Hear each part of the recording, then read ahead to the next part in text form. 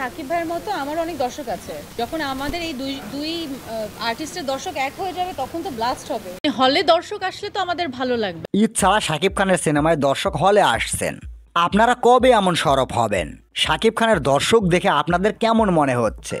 শাকিব খান তো mega star, তার তো একটা দর্শক তৈরি আছে, তাকে বাংলাদেশের মানুষ অনেক ভালোবাসে।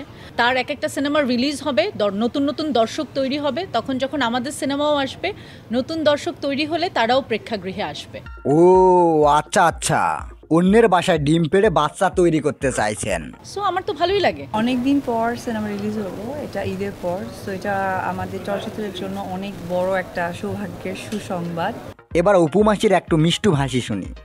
আর সাকিবের সিনেমার তো আসলে এখানে বলার কোনো ভাষা থাকে না, কারণ বাংলা ইন্ডাস্ট্রি আসলে চেঞ্জ করছে সাকিব খান নিজেই।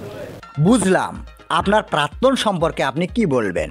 সেই জায়গা থেকে শুভকামনা দরদের জন্য এবং দরদের টোটাল টিমকে।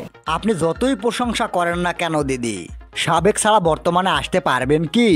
অপ্রিয় সত্য কথা, সেটা হয়তো সাকিব খান কাজে প্রমাণ করে দিয়েছে। সাকিব ভাইয়ের মতো আমার অনেক দর্শক আছে।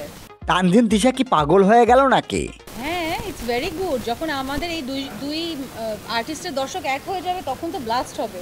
শাকিব খানের মতো ফ্যান ফলোয়ার তার আছে, ফেসবুকের ফ্যান ফলোয়ার দিয়ে কি সিনেমার দর্শক হয়? যদি তাই হতো তাহলে পরি আপু সবার ঊর্ধ্বে থাকতো, কারণ পরি আপুর 16 মিলিয়ন ফেসবুক ফলোয়ার আছে, তারপরও তিনি তানজিন তিশার মতো কথা বলেন না। সো আমি ওইটাই চিন্তা করি আর আমি খুব পজিটিভ ভাবে নিই।